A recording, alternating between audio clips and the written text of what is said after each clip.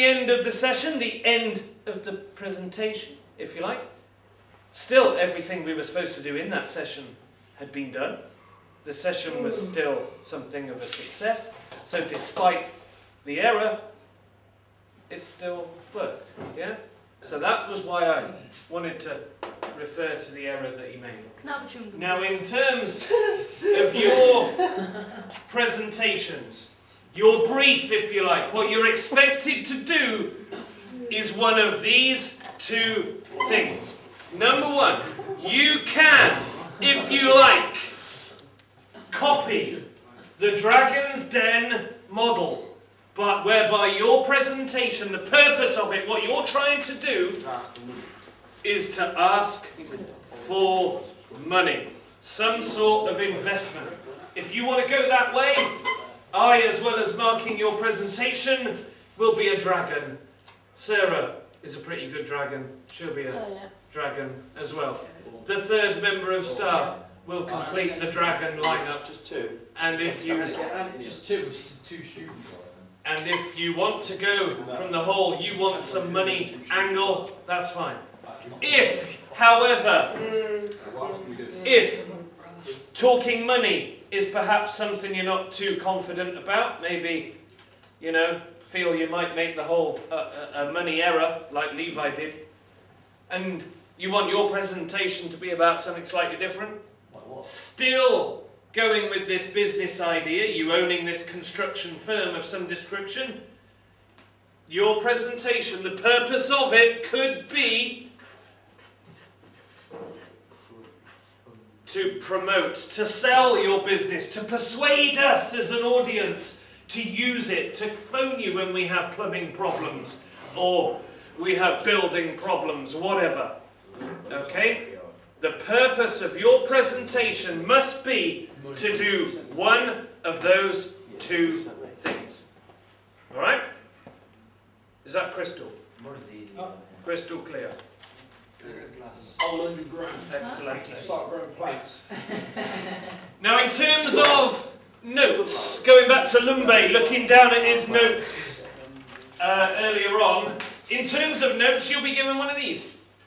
An image of some clouds. When people mess up a presentation, when they fail it for one reason and one reason only, because they haven't presented, they've read. People who fail presentations do it because they haven't presented, they have read. That's what I So, huh? A guy did that. He just read it all off. He didn't Possibly. I'm not entirely sure that what he had in his hands was a script where he read every word. I think it might just have been the odd little note. And he also freely spoke without... Yeah. But I don't think it was word for word. Do you know what I mean? And there were times when he didn't use his notes at all. When he was talking about his 3 favourites and why they were his favourites. Yeah? Now what you'll be given in note form is one of these. Therefore, it won't be like a script. There's only spaces in each cloud to make the odd little note, the odd little word, which sparks something for you to then talk freely about. For example, you could have maybe background in one cloud to remind you, okay, I've got to talk now about my background, what's led me to owning this firm. You could have in another cloud future plans, what your plans for this construction firm are.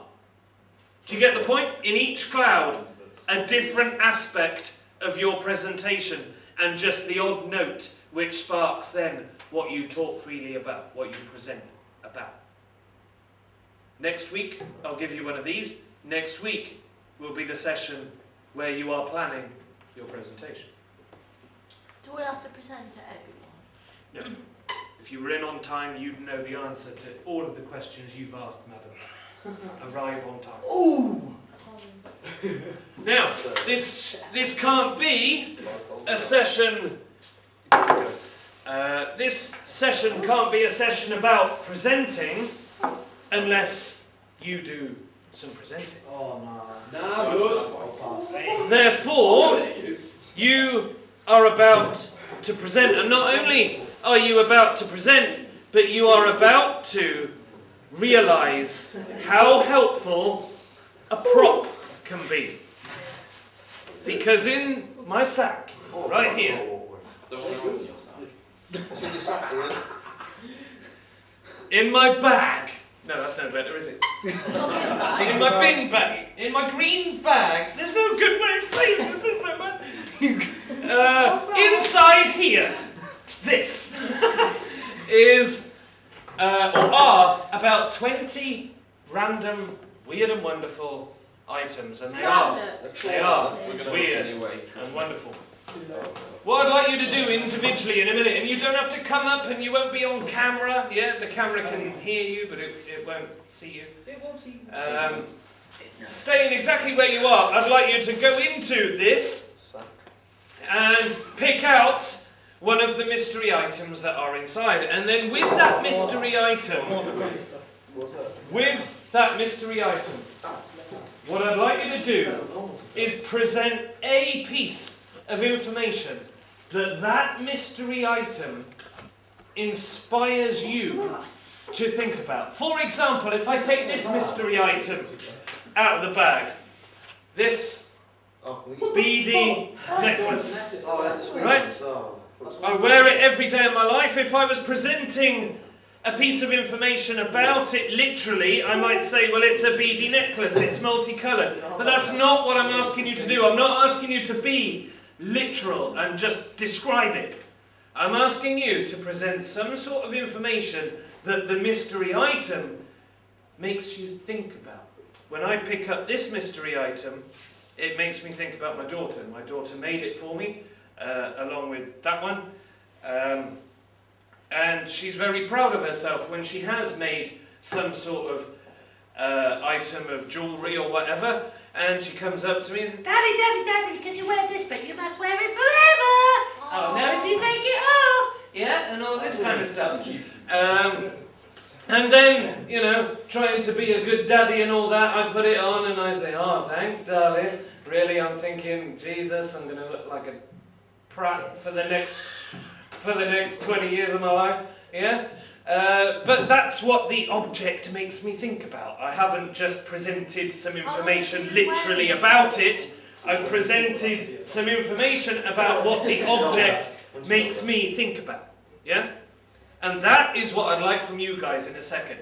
To delve into the bag, to pick up an item and present some sort. I'm being so I'm like a number of lead, I'm being strict. So yeah, there we go. Be inspired by the item, present some sort of information about it. Delve in, Kirsten. You can't have a look. This is all like a sweet shop. Here we go. What on earth? Lunch. Item number 1, chosen by Kirsten, is a little brown grizzly bear, and as you can tell from what Kirsten's just done with her hand, it's a glove puppet as well as being a bear. So, respectful audience, please. Kirsten is about to present something that the grizzly bear glove puppet has inspired her to think about. Go for it. Oh, I don't know. When me and my brother were little, we used to have like a 90s version of this, like, its name's called Fed. Nice. But we used to argue like fuck You had to argue like chickens about it, No, did we you? used to argue. You can edit. It was his. I don't know. I don't remember if it was mine first or because I'm like 2 years older than him, but I don't know. And he used to take that everywhere with him.